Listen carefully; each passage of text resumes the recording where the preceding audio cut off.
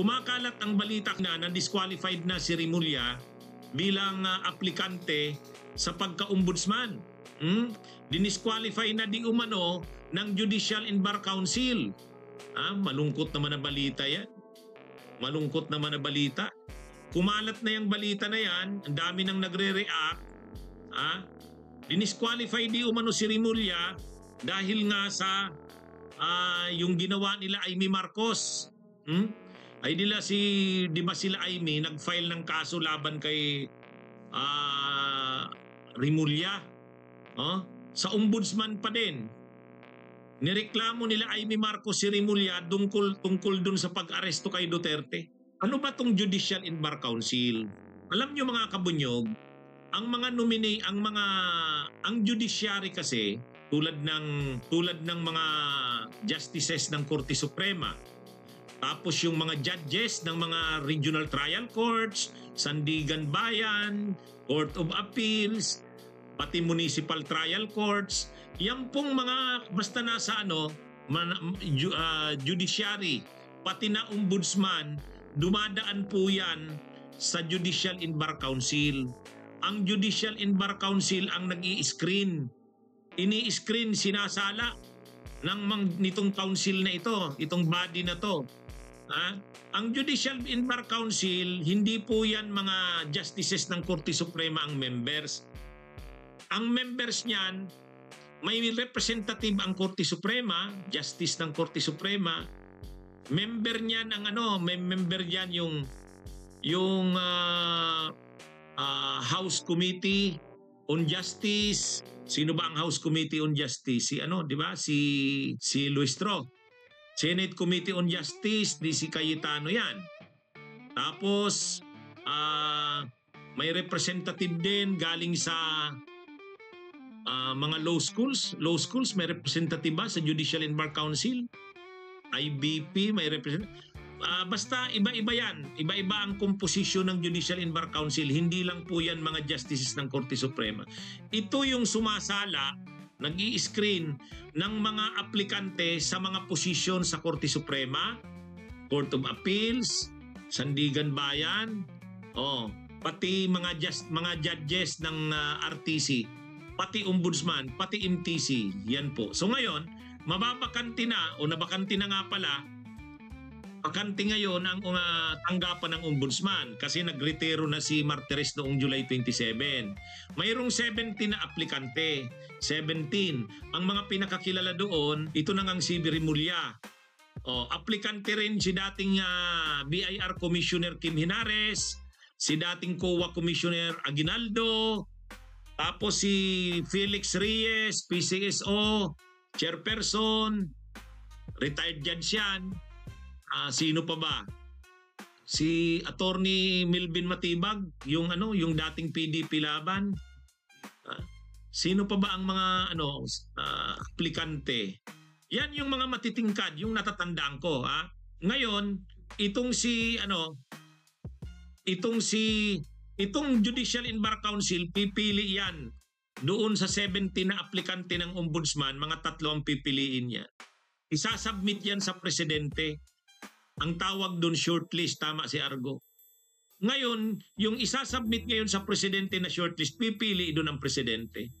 Noong panahon ni Pinoy, yung sinubmit ng JBC, walang napili si Pinoy. Walang napili si Pinoy. So nagsubmit na naman ng panibago. Yan na si Conchita Carpio Morales. Nung panahon ni Pinoy. Panahon ni Duterte, nung nabakante si Conchita Carpio Morales, nagretiro, 2018 yon. Si Martires nag-apply o yun, siya ang sinubmit ng Judicial and Bar Council yung pangalan ni Martires, napili ni Hindi ko alam kung sino pa yung mga nasa shortlist noon. Basta ang pinili ni Duterte si Martires. Kaya naging ombudsman si Martires. Ngayon, nag-i-interview na ang Judicial and Bar Council. 4 na araw yata yung interview So, ang interview ngayon, ay ito na nga, ini-interview si Boying Remulla. Na-interview na si Boying Rimulya sa iba pa. Pero hindi pa tapos. Hindi pa tapos. Kaya lang, lumabas ngayon ang balita na ito daw si Boying Rimulya, dinisqualify na. Bakit dinisqualify? Dahil nga dun sa kinaso ni Amy Marcos. Ano ba yung kinaso ni Amy Marcos? Di ba yung kinaso ni Amy Marcos na dahil inaresto nila si Duterte at turn over sa ICC, ay nagreklamo sila Amy. Nagreklamo. Gustong sampahan ang kaso ng ombudsman. Nag-iimbestiga na ngayon ng ombudsman. Pero wala pa namang kaso sa korte. Wala pa. Nasa ombudsman pa lang ang reklamo. Reklamo kay Boying Rimulya. Kasi nga, inaresto nila Boying Rimulya si Duterte at dinala sa ICC. Galit si Amy. Yan yun ngayon yung ginagamit na rason. Sabi. Ayon sa balita, yun daw yung rason. Bakit disqualified si Rimulya? Dahil may pending case sa ICC sa ombudsman. Dahil may pending case, bawal yun. Sabi. Pero sabi ni Boying Rimulya, I'm not giving up on my application. Hindi daw siya. Tuloy pa rin daw ang application niya. Naglabas din ng clarification ang tagapagsalita ng Korte Suprema. Si Attorney Ting. Sabi ni Attorney Ting, si Attorney Camille Ting, tagapagsalita ng Supreme Court. Siyempre, pagdating diyan sa mga Judicial and Bar Council, Korte Suprema yan. The Judicial and Bar Council has not yet commenced the vetting process, as the official list of applicants under consideration has yet to be published. Supreme Court spokesperson Attorney Camille Ting said in a statement. So wala pa. So yan ang final. Wala pa, hindi pa disqualified si Rimulya. Sabi ni Boying Rimulya, I'm not giving up on my application. Ang isa pa, naglabas na ng statement si Attorney Camille Ting, tagapagsalita ng Korte Suprema. Tagapagsalita ng Korte Suprema, hindi pa. Hindi naman totoo na disqualified si Boying Rimulya. Yan mga kabunyog. So kung nagtatanong ano ba talagang totoo, yan po ang latest. Pero kanina, kumakalat yung balita na yan, kaya maraming nagtatanong sa akin, Attorney, totoo ba yun? Disqualified na daw si Boying Rimulya? So ang totoo, hindi. So sabi ni Boying Rimulya, hindi siya basta-basta susurrender. Hindi siya basta-basta susurrender. Ilalaban niya daw na ang application niya. Masyadong controversial itong application ni Boying Rimulya. Pero sa totoo lang, diba na-discuss ko na itong topic na to, ano ba talagang tingin ko kung akong tatanungin nyo kay Rimulya? Di ba ang sabi ko dyan, si Boying Rimulya sana, dapat sana ang ombudsman hindi politiko Hindi maganda. Hindi maganda pag politiko ang ombudsman. Ay si Rimulya, politiko yan, dating congressman, naging governor pa yata yan ng Cavite. Pangalawa, marami kasing kakasuhan dyan sa ombudsman, mga politiko rin. Ang problema kung politiko si Rimulya, baka naman mapoliticized ang ombudsman. Hindi sana dapat. Ang dapat sana sa ombudsman, mga tulad ni Conchita Carpio Morales, yung hindi na i-impluwensya sa politika. Kasi dapat independent ang ombudsman Independent Independent. Ang masama nga yung nangyari kay Martires, hindi naman independent yun. Tao ni Duterte. Kaya sana ngayon, pag upo sana itong bago sanang uupong ombudsman, sana independent na. Kung mayroon lang sana na independent, hindi politiko, maganda Kaya lang ang kailangan kasi natin talaga sa ombudsman, yung hindi matatakot sa mga Duterte. Marami kasing nakapending na mga kaso sa ombudsman, hindi pa nare-resolve kontra sa mga Duterte. Marami yan. Yung mga kaso kay Bongo, saka kay Duterte, yung sa Farmally, yung sa yung dun sa Navy, Yung biniling mga equipments ng Navy, sangkot si Bongo doon, plunder din yun. Yung sa ano, yung mga kontrata ng mayor pa si Duterte at ng naging presidente, almost 6 billion.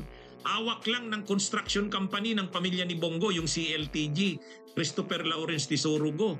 Kinasuhan din yun ni Trillanes, si Bongo. Wala pa, hindi pa nare-resolve yun. So, kailangan yun ma-resolve. Ngayon, kaya ba ni Rimulya? Yes, kaya ni Rimulya yun. Hindi takot kay Duterte to si Rimulya eh. Parang Tory ito. Parang si PNP Chief Tory ito. Kaya sa totoo lang, kung pagdating sa pagiging anti-Duterte, maaasahan mo itong si Rimulya. Maaasahan mo ito. Kaya lang, pagdating naman sa mga politikong iba, pagdating sa ibang politiko, lalo kakampi ng administrasyon, baka naman palibrihin niya rin. Palibrihin niya rin. Eh di katulad din siya ni Martires, di ba? Si Martires pinutektahan si Duterte. O hindi rin maganda yon. Sana ang ombudsman walang pinoprotektahan. Kaya lang kung kung walang matibay na aplikante na hindi matatakot sa mga Duterte, pwede na siguro itong si Rimulya, magbago na lang siya. Pwede na siguro itong si Rimulya. Total, anti-Duterte talaga ito, hindi ito matatakot. May proposal ngayon may proposal. Kapag talagang nabasura ang impeachment, ombudsman na lang ang magkaso kay Sara Duterte. Plunder. So kaya ni kaya ni Rimulya yan. Ang kailangan lang ni Rimulya, sige, pag naging ombudsman siya, sana magbago siya. Ibig sabihin ng magbago, wag niyang protektahan ng mga politiko. Wala siyang pipiliin. Ang ganda ng legacy niyan. Bakit?